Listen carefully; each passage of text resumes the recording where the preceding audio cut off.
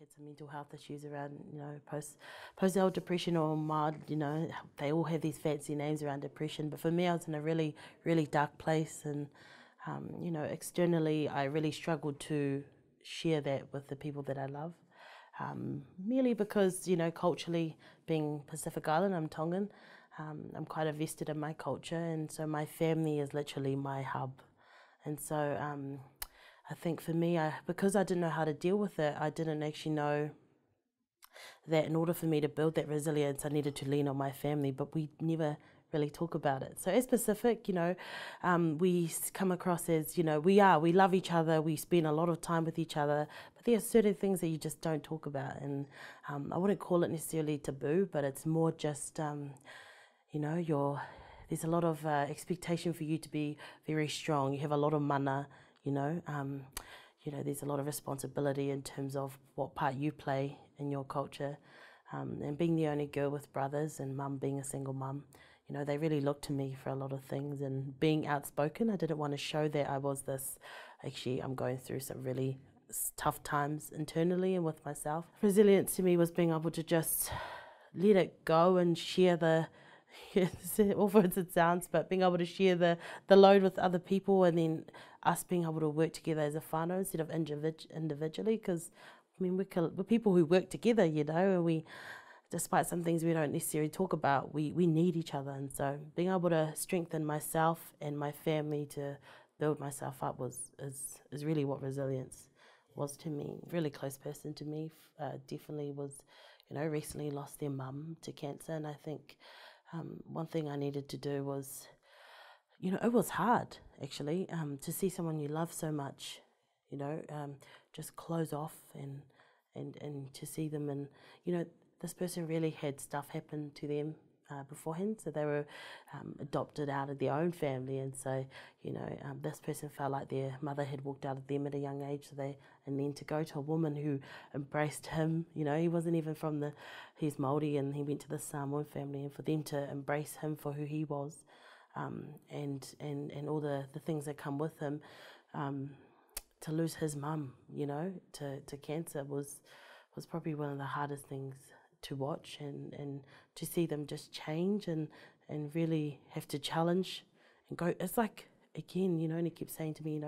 it's like, again, I'm losing my mum, and it was, and I didn't know what to say, because I still had my mum there. I sometimes put myself in a situation where I think, actually, they're asking me for an answer,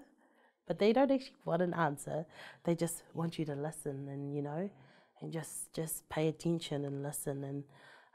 and if they are looking for an answer, you give your authentic answer, and you just tell them your situation. But to ensure that if you cannot, make sure you don't carry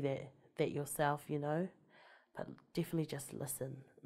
For me, I need to be in a space that allows me to be Pacific, that allows me to not have to, I guess, we're quite bold people, we're colourful, we're loud, we're out there, and a lot of time it's perceived to be quite fobby, or calm down, like that's not really sophisticated, and often you have to change who you are to fit the space that you're in, and unfortunately, sometimes it's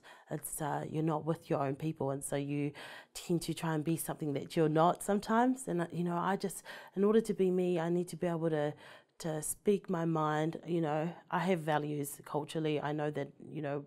what I should say in certain situations. I know where I stand with elders. I'm not going to come out there and just be confident and tell people what to do and stuff.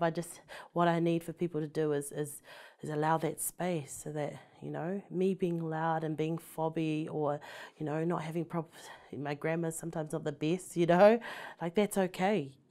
that's what I need to be Melissa and be confident. I wouldn't be able to be this open, confident, Pacific woman if my family didn't allow me to be that, and I acknowledge that privilege, because not often we, as Pacific, you don't often get that space to talk or that platform to have a say. But man, my family, even my dad, as much as he didn't like quite a lot of what I said and stood for, not once did they say, Melissa, you are to not go out there and represent this, or, I have no shame in supporting, diversity, especially with same-sex couples, and anyone who is outside of the social norm, especially within my Pacific culture, and a lot of people say to me, oh, you're always challenging things. It's like you're going against everything we've been taught. It's definitely not that, I still carry hard work and respect, but I think it's about time that we, as our family, as families, we really need to start talking, and start acknowledging that there's differences out there. And we can do that, starting that within our homes. I know it's hard, but there is ways to to keep that discussion happening, because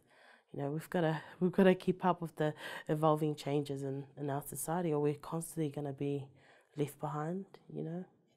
So my family for sure, and my culture. From experience, I would say, do not let people try and validate your feelings. So don't let people question why you feel the way you feel. So if you know that you've had your own experiences and things happen to you and people don't believe you, you obviously feel that way for a reason, and I think for me as a young person, I spent a lot of time questioning why I felt that way, and someone else told me that I need to toughen up, or I definitely think that it's important that we recognize that whatever we're feeling at the time, or it's there for a reason, and it's definitely important that we don't let other people try to tell you how you should feel, and get some help. I can tell you that there is, for a long time I thought I'm the only one who felt this way, but actually, I had some really tough times growing up as, in athletics and just body image and stuff like that, and I used to feel really uncomfortable, and then eventually I realized actually it's the way that I let people talk to me about my body, In fact, it wasn't because I was being silly, people tell me, you're being silly, or get over yourself. It was really because I let other people speak that way to me, and all I'm saying is, you might be going through something and thinking you're alone, when really there's a whole lot of other people who are feeling the same way you do. And if you do have the courage to speak up, you're making it easy for the next person,